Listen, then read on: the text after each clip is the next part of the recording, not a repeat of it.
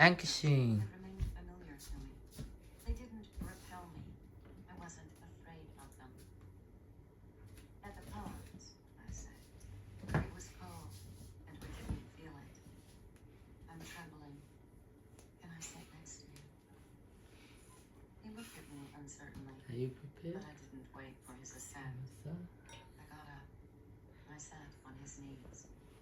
He didn't move. He extended only his arms for fear of touching me, and let them fall to the sides of the chair. I leaned against him, resting my face between his neck and his shoulder. It seemed to me that for a few seconds I fell asleep. Lenu. Yes. Do you not feel well? Hold. I have to warm up. No. Why?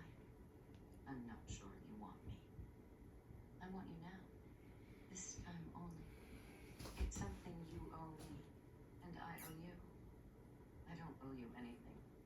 I love you, and you, instead, have always loved only him. Yes, but I never desired anyone the way I desired you. Not even him. I talked for a long time. I told him the truth of that moment, and the truth of the faraway time of the ponds. He was the discovery of excitement. He was the pit of the stomach that grew warm, that opened up, that turned liquid, releasing a burning indolence. Franco, Pietro, Nino had stumbled on that expectation, but had never managed to satisfy it. Because it was an expectation without a definite object. It was the hope of pleasure, the hardest to fulfill. The taste of Antonio's mouth, the perfume of his desire, his hands, the large sacs taut between his thighs constituted a before that couldn't be matched. The after had never been truly equal to our afternoons hidden by the skeleton of the canning factory. Although they consisted of love without penetration and often without orgasm. I spoke in an Italian that was complex. okay, so. I did it more to explain to myself what I was doing Wow. and to clarify. Yala, you hear what history? An act of trust. He seemed content. He held me.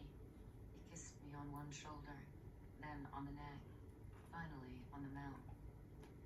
I don't think I've had any other sexual relation like that, which abruptly joined the ponds of more than 20 years earlier, and the room on Via Tasso, the chair, the floor, the bed, suddenly sweeping away everything that was between us, that divided us. What was me? What was him? Antonio was delicate. He was brutal. And I was the same, no less than him. He demanded things, and I demanded things with a fury, an anxiety, a need for violation that I didn't think I harbored. At the end, he was annihilated by wonder, and I was too. What happened? I asked, stunned, as if the memory of that absolute intimacy had already vanished. I don't know, he said, but luckily it happened. I smiled. You're like everybody else. You've betrayed your wife. I wanted to joke, but he took me seriously. He said in dialect, I haven't betrayed anyone. My wife, before now, doesn't exist yet. An obscure formulation, but I understood. He was trying to tell me that he agreed with me, seeking to communicate in turn, a sense of time outside the present chronology. He wanted to say that we had lived now, a small fragment of a day that belonged to 20 years earlier. I kissed him. I whispered, thank you. And I told him I was grateful, because he had chosen to ignore the brutal reasons for all that sex, mine and his, and to see in it only the need to close our accounts. Then the telephone rang. I went to answer.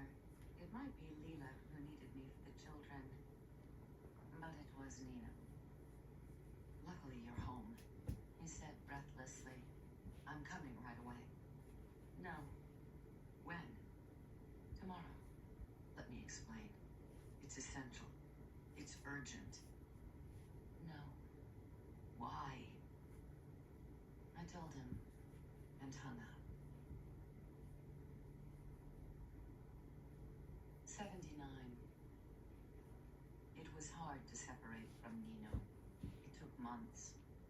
I don't think I've ever suffered so much for a man. It tortured me both to keep him away and to take him back.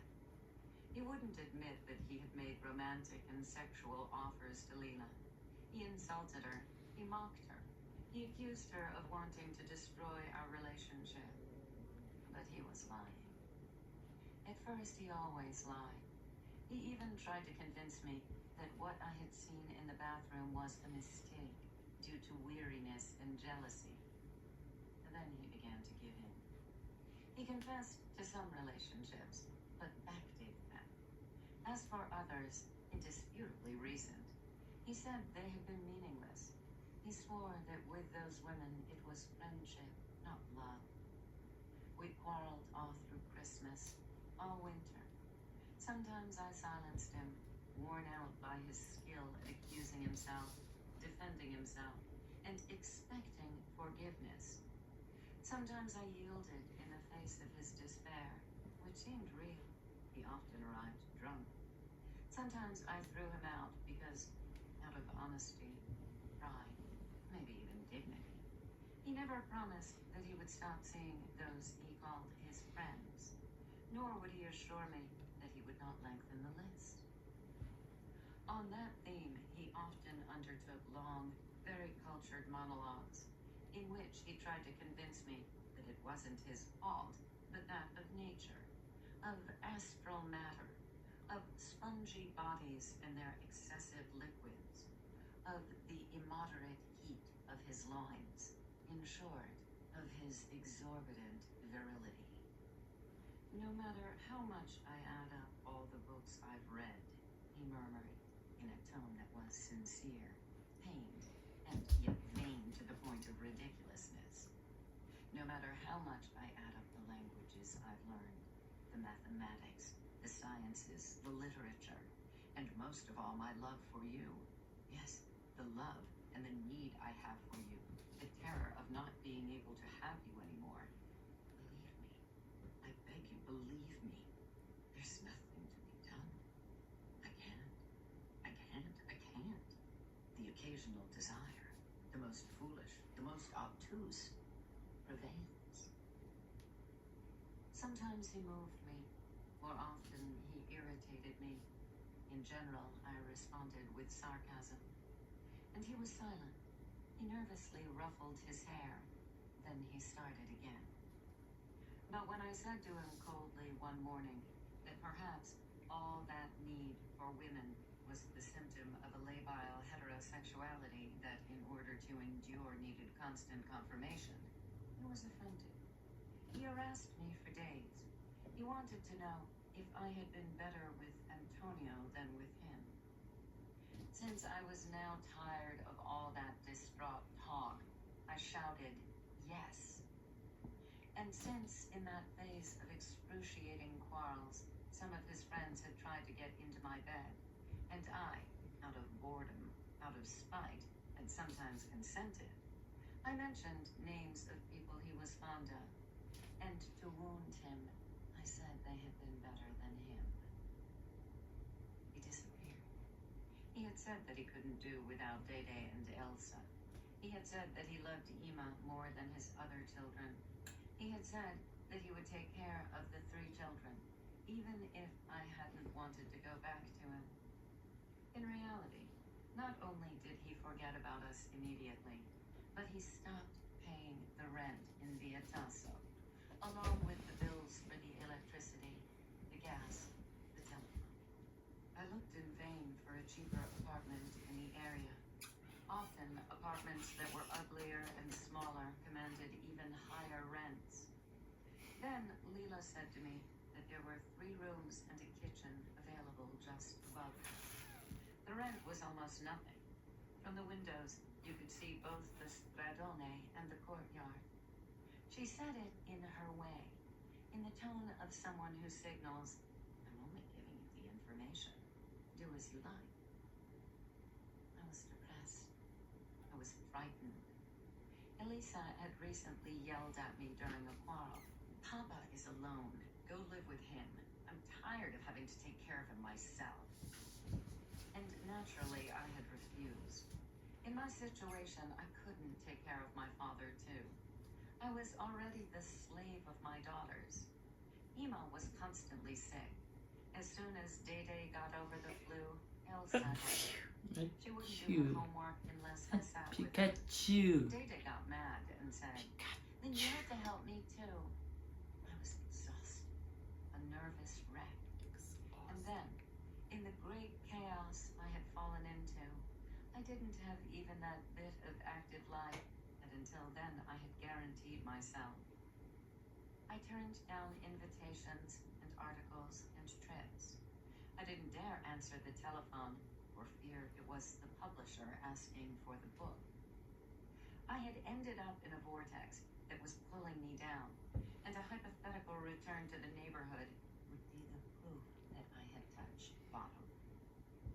To immerse myself again and my daughters in that mentality, let myself be absorbed by Lima, by Carmen, by Alfonso, by everyone, just as in fact they wanted. No, I swore to myself that I would go and live in Tribunal, in Duquesca, in Lavinaio, in Forcella, amid the scaffolding that marked the earthquake damage, rather than return to the neighborhood. In that atmosphere, the editor called. How far along are you? It was an instant, a flame kindled in my head, illuminating it like day. I knew what I had to say and what I had to do. I finished just yesterday. Seriously. Send it today. Tomorrow morning I'll go to the post office. Thank you. As soon as the book arrives, I'll read it and let you know. Take your time. I hung up. I went to a big box I kept in the bedroom closet.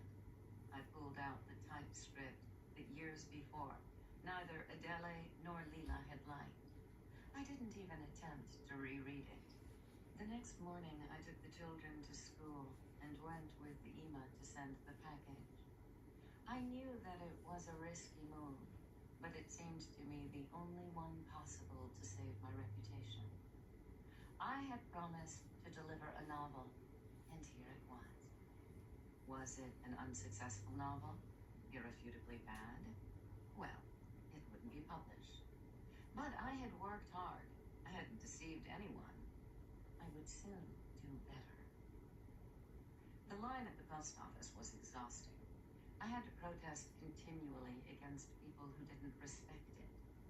In that situation, my disaster became obvious to me. Why am I here? Why am I wasting time like this? The girls and Naples have eaten me alive. I don't study. I don't write. I've lost all discipline. I had gained a life very far from what might have been expected for me, and look how I had ended up. I felt exasperated, guilty toward myself, and especially toward my mother. Furthermore, Ima had been making me anxious. When I compared her with Tina, I was sure she was suffering from some developmental problem. Lila's daughter, although she was 3 weeks younger, was very lively, seemed more than a year old, whereas Ima seemed unresponsive and had a vacant look. I observed her obsessively. I harassed her with tests that I invented on the spot. No. I thought, Nito? it would be terrible if Nino not only had ruined my life, but had given me a daughter with problems. And yet people stopped me on the street because she was so plump, so fair. Here, even at the post office, The women in line complimented her, how chubby she was. But she didn't even smile. A man offered her a candy, and Ema stretched out her hand reluctantly, took it, dropped it.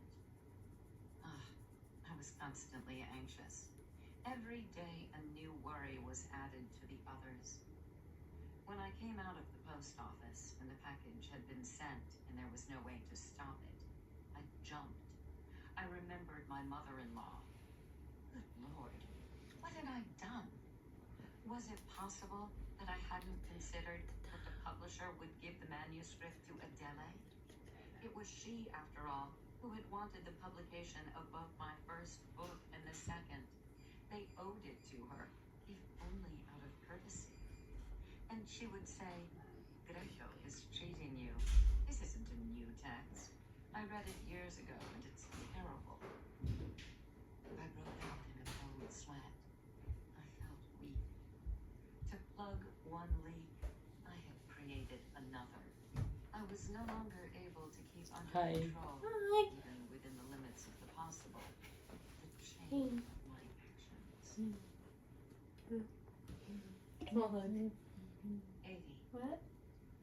Just then, I to love you complicate things, Nina showed up. That's He had good. never given But me it's back the backpacks rings, heavy. even though I had insisted on having them. And so he reappeared without calling, without knocking. I told him to go. The house was mine. He wasn't paying the rent and wasn't giving me a cent for Ema. He swore that, annihilated by grief at our separation, he had forgotten. He seemed sincere.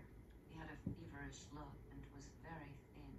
He promised with an involuntarily comical solemnity to start paying the next month. He spoke in a sorrowful voice of his love for Ema. I love you. Then, apparently in a good-humored way, he began to ask again about my encounter with Antonio, about how it had gone, first in general, and then sexually. From Antonio, he moved on to his friends. He tried to make me admit that I had yielded. Yield seemed to him the right verb. To this one or that one, not out of genuine attraction, but only out of spite. I was alarmed when he began to caress my shoulder, my knee, my cheek. I soon saw, in his eyes and in his words, that what made him desperate was not that he had lost my love, but that I had been with those other men, and that sooner or later I would be with others and would prefer them to him. He had showed up that morning only to re-enter my bed. He demanded that I vilify those recent lovers by showing him that my only desire was to be penetrated again by him. He wanted, in other words, to reassert his primacy. Then surely he would again disappear. I managed to get the keys back, and I threw him out. I realized then, and to my surprise, that I no longer felt anything for him. The long time that I had loved him dissolved conclusively that morning. The next day, I began to ask about what I had to do to get a job, even as a substitute in the middle schools. I quickly realized that it wouldn't be simple, and that in any case, I would have to wait for the new school year. Since I took for granted the break with the publisher, which was followed in my imagination by the devastating collapse of my identity as a writer, I was frightened. From birth, the children had been used to a comfortable life. I myself, ever since my marriage to Pietro, couldn't imagine being without books, magazines, newspapers, records, movies, theater. I had to think immediately of some provisional job, and I put advertisements in the local shops offering private lessons. Then one morning in June, the editor called. He had received the manuscript. He had read it. Already? I said with feigned indifference. Yes. And it's a book that I would never have expected from you, but that you, surprisingly, wrote. You're saying it's bad? It is. from the first line to the last, pure pleasure of narration. My heart was going crazy in my chest.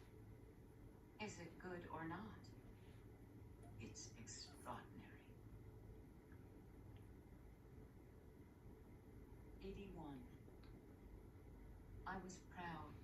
In a few seconds, I not only regained faith in myself, Open your I mouth. relaxed. I began to speak of my work with a childish enthusiasm. I laughed too much. I questioned the editor closely to get a more articulated approval. Sure. I quickly understood that he had read my pages as a sort of autobiography, an arrangement in novel form of my experience of the poorest and most violent Naples. He said he had feared the negative effects of a return to my city, but now he had to admit that that return had helped me.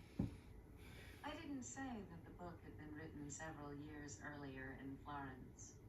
It's a harsh novel, he emphasized.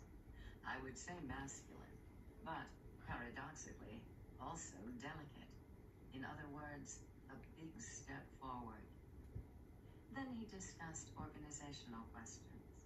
He wanted to move the publication to the spring of 1983 to devote himself to careful editing and to prepare the launch. He concluded with some sarcasm. I talked about it with your ex-mother-in-law. She said that she had read an old version and hadn't liked it. But evidently, either her taste has aged or your personal problems kept her from giving a dispassionate evaluation. I quickly admitted that long ago I had let Adele read a first draft. He said, "It's clear that the air of Naples has given free rein to your talent." When he hung up, I felt hugely relieved. I changed. I became particularly affectionate toward my daughters. The publisher paid the rest of the advance, and my economic situation improved. Suddenly, I began to look at the city, and especially at the neighborhood, as an important part of my life. Open Not your only should I not dismiss it, but it was essential to the success of my work. okay. It was a sudden leap, going from distrust Okay. to a joyful sense of myself. Okay. What I had felt as a precipice not only acquired literary nobility, but seemed to me a Okay. determined choice of a cultural and political arena.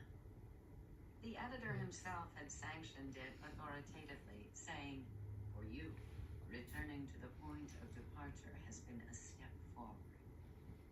Of course, I hadn't said that the book was written in Florence, that the return to Naples had had no influence on the text. But the narrative material, the human depth of the characters, came from the neighborhood, and surely the turning point was there. Adele hadn't had the sensitivity to understand, so she had lost. All the Irotas had lost. Nino had lost too, as in essence, he had considered me one of the women on his list, without distinguishing me from the others. And, what for me was even more significant, Leela had lost. She hadn't liked my book. She had been severe. It was one of the few times in her life she had cried, when she had had to wound me with her negative judgment. But I didn't want it from her. Rather, I was pleased that she was wrong. From childhood, I had given her too much importance, and now I felt as if unburdened. Finally, it was clear that what I was wasn't her, and vice versa. Her authority was no longer necessary to me. I had my own. I felt strong, no longer a victim of my origins, but capable of dominating them, of giving them a shape, of taking revenge on them for myself, or Leela, or whomever. What before was dragging me down was now the material for climbing higher. One morning, in July of 1982, I called her and said, "All right, I'll take the apartment above you. I'm coming back to the neighborhood."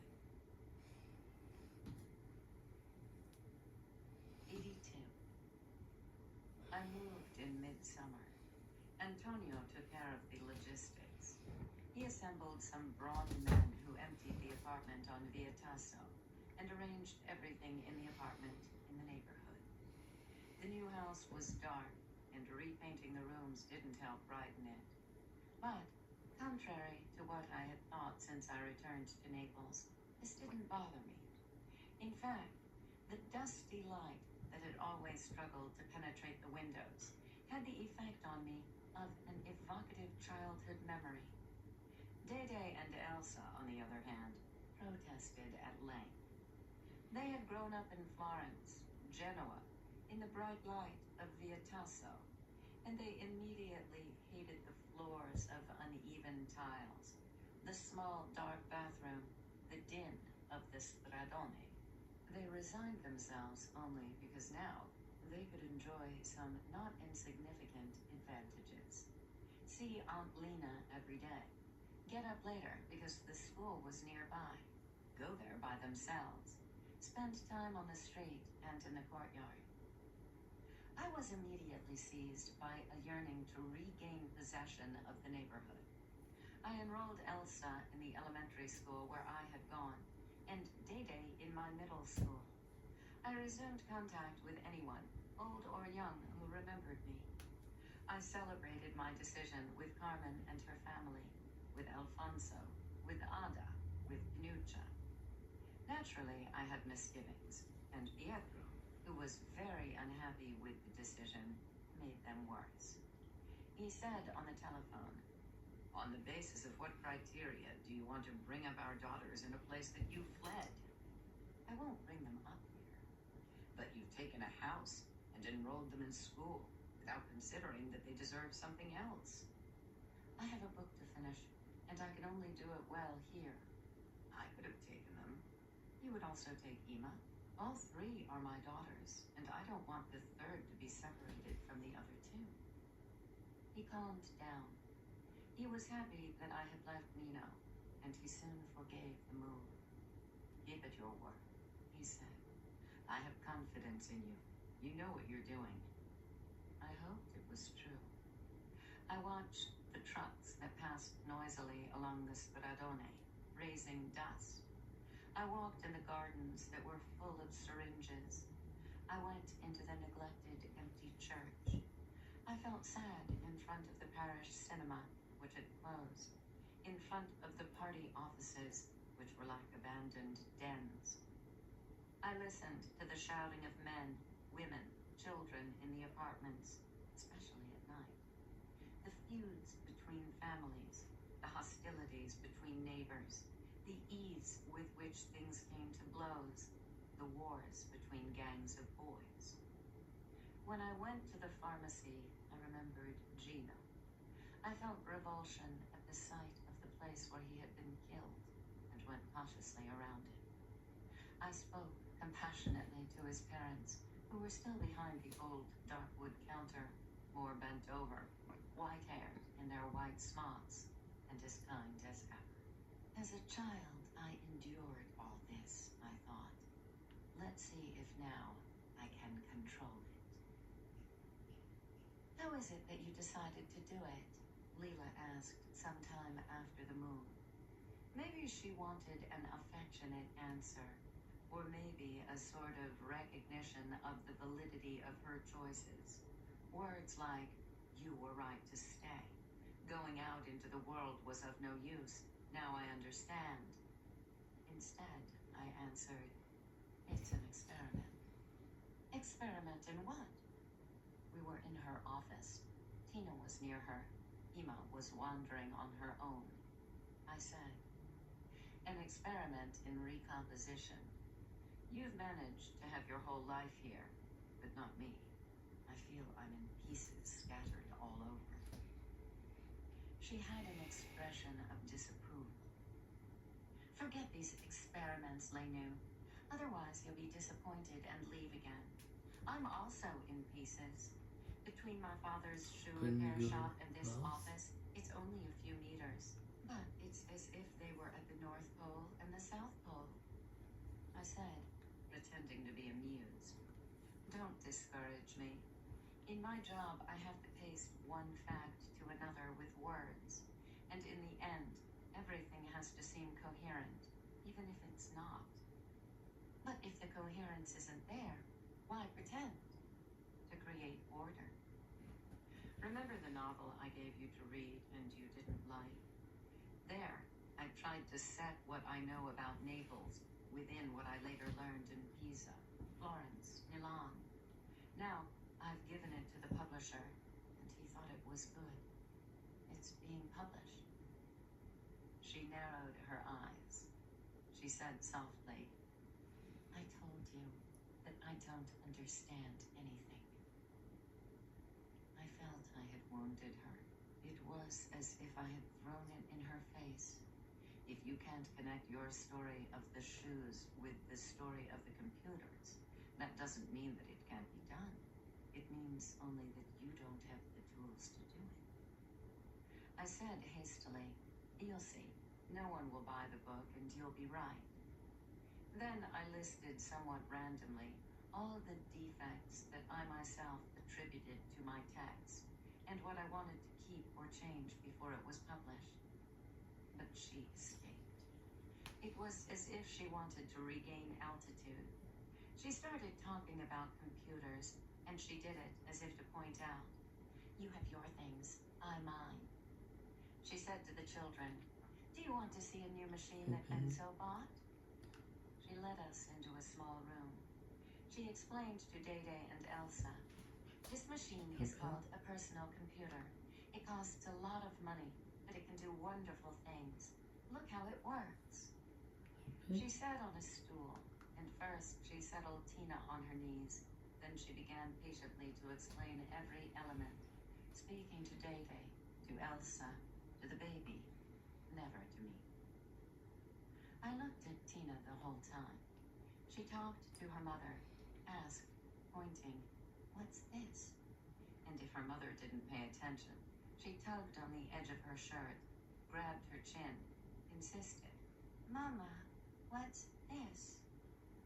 Leela explained it to her as if she were an adult. Ima wandered around the room, pulling a little wagon, and sometimes she sat down on the floor, disoriented. Come, Ima, I said, over and over. Listen to what Aunt Lena is saying. But she continued to play with the wagon. My daughter did not have the qualities of Leela's daughter. A few days earlier, the anxiety that she was in some way retarded had dissipated. I had taken her to a very good pediatrician. The child showed no retardation of any sort. I was reassured. And yet, comparing Ima to Tina continued to make me uneasy. How lively Tina was. To see her, to hear her talk, put you in a good mood. And to see mother and daughter together was touching. As long as Leela talked about the computer, we were starting then to use that word, I observed them both with admiration. At that moment, I felt happy, satisfied with myself. And so I also felt, very clearly, that I loved my friend for how she was, for her virtues and her flaws, for everything, even for that being she had brought into the world. The child was full of curiosity. She learned everything in an instant. She had a large vocabulary and a surprising manual dexterity. I said to myself, she has little of Enzo. She's like Leela. Look how she widens her eyes, narrows them. Look at the ears that have no lobe. I still didn't dare to admit that Tina attracted me more than my daughter. But when that demonstration of skill ended, I was very excited about the computer and full of praise for the little girl, even though I knew that Ima might suffer from it. How clever you are, how pretty, how well you speak, how many things you learn. I complimented Leela, mainly to diminish the unease I had caused her by announcing the publication of my book. And finally, I drew an optimistic portrait of the future that awaited my 3 daughters and hers. They'll study, I said. They'll travel all over the world. Goodness knows what they'll be. But Leela, after smothering Tina with kisses, yes, she's so clever, replied bitterly. Gennaro was clever too. He spoke well. He read. He was very good in school. And look at him now. 83. One night, when Leela was speaking disparagingly of Gennaro, Day gathered her courage and defended him. She became red-faced. She said, "He's extremely intelligent." Leela looked at her with interest, smiled, replied, "You're very nice. I'm his mama, and what you say gives me great pleasure." From then on, Day felt authorized to defend Gennaro on every occasion, even when Leela was very angry at him. Gennaro was now a large boy of 18, with a handsome face, like his father's as a youth, but he was stockier and had a surly nature. He didn't even notice Day, who was 12. He had other things on his mind. But she never stopped thinking of him as the most astonishing human creature who had ever appeared on the face of the earth. And whenever she could, she sang his praises. Sometimes Leela was in a bad mood and didn't respond. But on other occasions, she laughed. She exclaimed, "Certainly not. He's a delinquent. You three sisters, on the other hand, you're clever. You'll be better than your mother."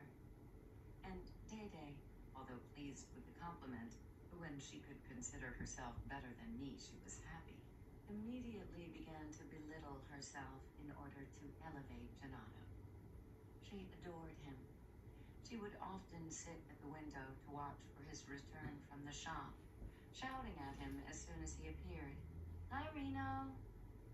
If he answered hi, usually he didn't, she hurried to the landing to wait for him to come up the stairs, and then tried to start a serious conversation like, "You're tired. What did you do to your hand? Aren't you hot in those overalls?" Things of that sort. Even a few words from him excited her. If she happened to get more attention than usual, in order to prolong it, she grabbed Ima and said, "I'm taking her down to Aunt Lena so she can play with Tina." I didn't have time to give her permission before she was out of the house. Never had so little space separated Leela and me, not even when we were children. My floor was her ceiling. 2 flights of stairs down brought me to her house. 2 up brought her to mine. In the morning, in the evening, I heard their voices, the indistinct sounds of conversations, Tina's trills that Leela responded to, as if she too were trilling, the thick tonality of Enzo, who, silent as he was, spoke a lot to his daughter and often sang to her. I supposed that the signs of my presence also reached Leela. When she was at work, when my older daughters were at school, when only Ima and Tina, who often stayed with me, sometimes even to sleep, were at home, I noticed the emptiness below. I listened for the footsteps of Leela and Enzo returning. Things soon took a turn for the better. Day and Elsa frequently looked after Ima. They carried her down to the courtyard with them, or to Leela's. If I had to go out, Leela took care of all 3. It was years since I had had so much time available. I read. I revised my book. I was at ease without Nino, and free of the anxiety of losing him. Also, my relationship with Pietro improved. He came to Naples more often to see the girls. He got used to the small, dreary apartment and to their Neapolitan accents, Elsa's especially, and he often stayed overnight. At those times, he was polite to Enzo and talked a lot to Leela, even though in the past Pietro had had definitely negative opinions of her. It seemed clear that he was happy to spend time in her company. As for Leela, as soon as he left, she began to talk about him with an enthusiasm she rarely showed for anyone. How many books must he have studied? said seriously. 50,000? 100,000? I think she saw in my ex-husband the incarnation of her childhood fantasies about people who read and write for knowledge, not as a profession. You're very smart, she said to me one evening, but he has a way of speaking that I truly like. He puts the writing into his voice, but he doesn't speak like a printed book. I do? I asked, as a joke. A little. Even now? Yes. If I hadn't learned to speak like that, I would never have had any respect outside of here. He's like you, but more natural. When Gennaro was little, I thought, even though I didn't know Pietro yet, I thought I'd want him to become just like that. She often talked about her son. She said she should have given him more, but she hadn't had time or consistency or ability. She accused herself of having taught him the little she could, and of having then lost confidence and stopped. One night, she went from her first child to the second without interruption. She was afraid that Tina, too, as she grew up, would be a waste. I praised Tina sincerely, and she said in a serious tone, "Now that you're here, you have to help her become like your daughters.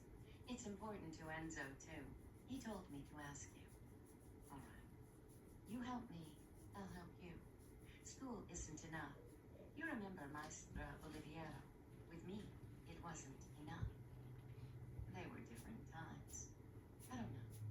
I gave Gennaro what was possible, but it went badly. It's the fault of the neighborhood. She looked at me gravely. She said, "I don't have much faith in it, but since you've decided to stay here with us, let's change the neighborhood." 84. In a few months, we became very close. We got in the habit of going out together to do the shopping, and on Sundays, rather than strolling amid the stalls on the Stradone, we insisted on going to the center of town with Enzo, so that our daughters could have the sun and the sea air. We walked along Via Caracciolo, or in the Villa Comunale. He carried Tina on his shoulders. He pampered her, maybe too much. But he never forgot my daughters. He bought balloons, sweets. He played with them. Leela and I stayed behind them on purpose. We talked about everything, but not the way we had as adolescents. Those times would never return. She asked questions about things she had heard on television, and I answered volubly. I talked about the postmodern, the problems of publishing, the latest news of feminism, whatever came into my mind. And Leela listened attentively, her expression just slightly ironic, interrupting only to ask for further explanations, never to say what she thought. I liked talking to her. I liked her look of admiration. I liked it when she said, "How many things you know, how many things you think," even when I felt she was teasing. If I pressed for her opinion, she retreated, saying, "No, don't make me say something stupid. You talk." Often she asked me about famous people to find out if I knew them, and when I said no, she was disappointed. She was also disappointed, I should say, when I reduced to ordinary dimensions well-known people I'd had dealings with. "So," she concluded one morning, "those people aren't what they seem. Not at all. Often they're good at their work, but otherwise they're greedy. They like hurting you. They're allied with the strong, and they persecute the weak. They form gangs to fight other gangs. They treat women like dogs on a leash. They'll utter obscenities and put their hands on you, exactly the way they do on the buses here." "You're exaggerating?" "No. To produce ideas, you don't have to be a saint. And anyway, there are very few true intellectuals.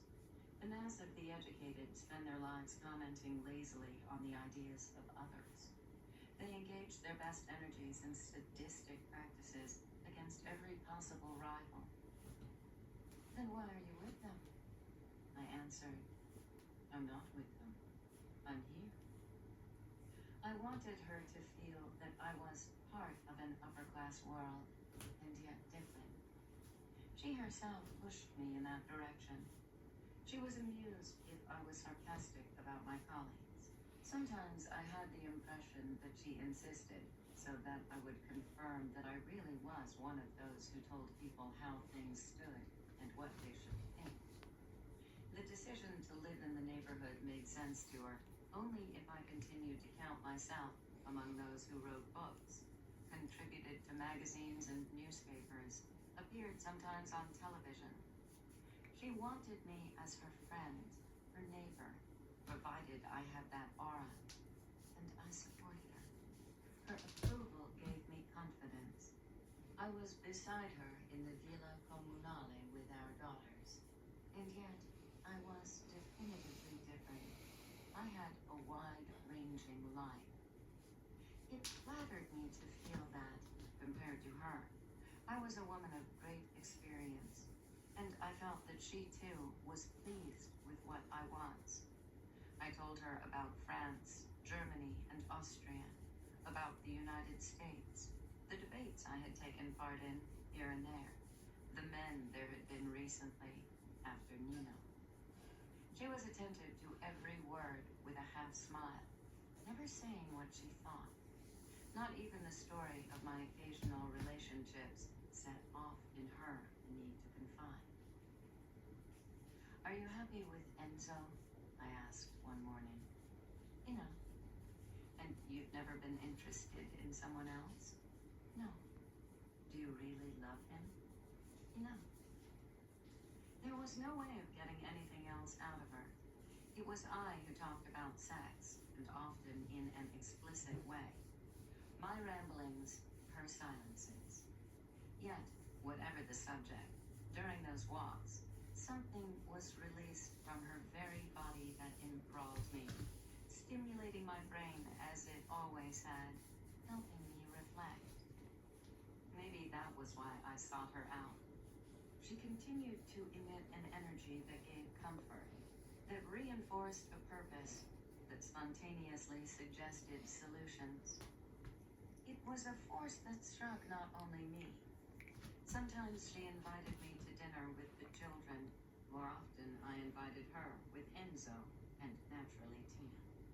Gennaro, no, there was nothing to be done. He often stayed out and came home late at night. Enzo, I soon realized, was worried about him, whereas Leela said, he's grown up, let him do as he likes. But I felt she spoke that way to reduce her partner's anxiety, and the tone was identical to that of our conversations.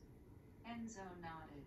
Something passed from her to him like an invigorating tonic. It was no different on the streets of the neighborhood. Going shopping with her never ceased to amaze me. She had become an authority. She was constantly stopped. People drew her aside with a respectful familiarity.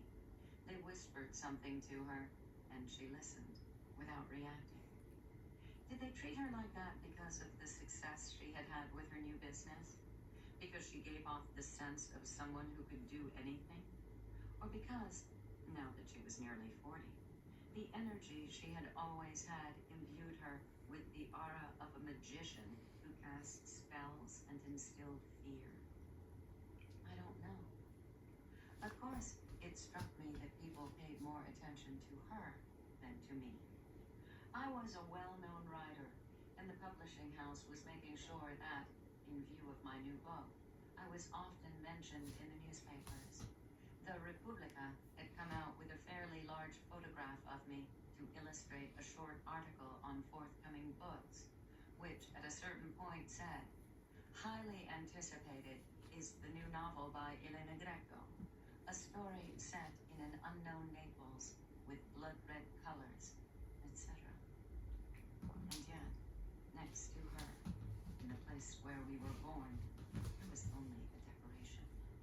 That is, I bore witness to Leela's merits. Those who had known us from birth attributed to her, to the force of her attraction, the fact that the neighborhood could have on its streets an esteemed person like me. 85.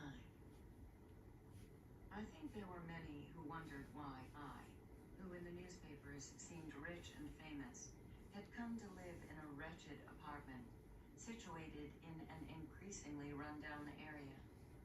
Maybe the first not to understand were my daughters. Day-Day came home from school one day, disgusted. An old man peed in our doorway. Another day, Elsa arrived, terrified. Today, someone was knifed in the gardens. At such times, I was afraid. The part of me that had long ago left the neighborhood was indignant, was worried about the children, and said, enough. At home, Day-Day and Elsa spoke a good Italian, but occasionally I heard them from the window or coming up the stairs, and I realized that Elsa especially used a very aggressive, sometimes obscene dialect. I reprimanded her. She pretended to be sorry, but I knew that it took a lot of self-discipline to resist the lure of bad behavior and so many other temptations. Was it possible that while I was devoting myself to making literature, they were getting lost? I calmed myself by repeating the temporal limit of this stay. After the publication of my book, I would definitively leave Naples. I said it to myself and said it again. I needed only to reach a final draft of the novel. The book was undoubtedly benefiting from everything that came from the neighborhood, but the work proceeded so well mainly because I was attentive to Leela, who had remained completely within that environment.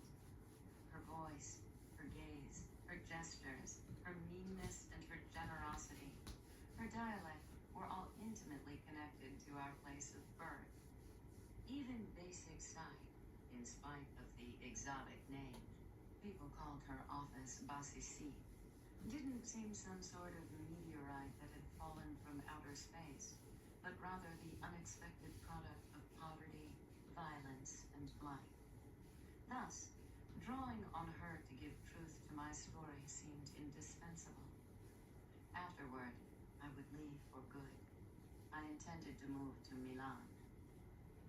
I had only to sit in her office for a while to understand the background against which she moved.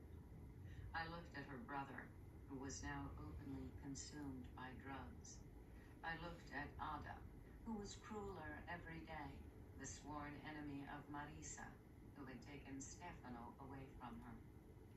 I looked at Alfonso, in whose face, in whose habits, the feminine and the masculine continually broke boundaries with effects that one day repelled me, the next moved me, and always alarmed me, who often had a black eye or a split lip because of the beatings he got, who knows where, who knows when.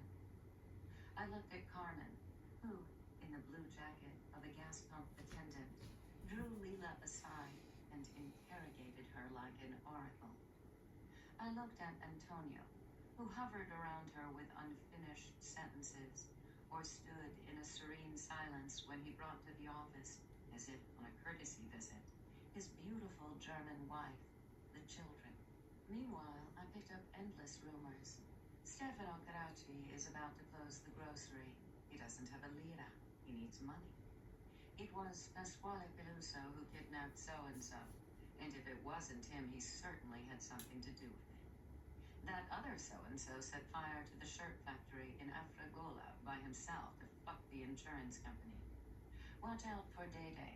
They're giving children drugged candy. There's a faggot hanging around the elementary school who lures children away.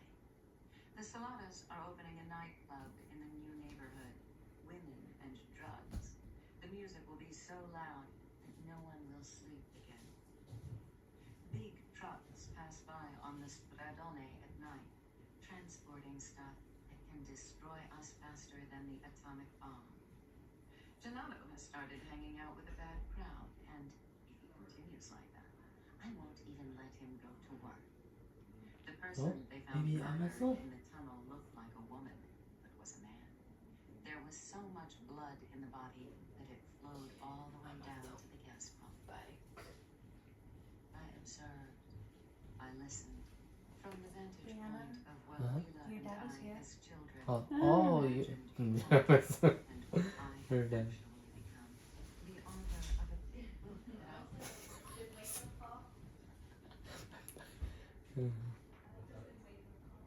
that Okay, finish.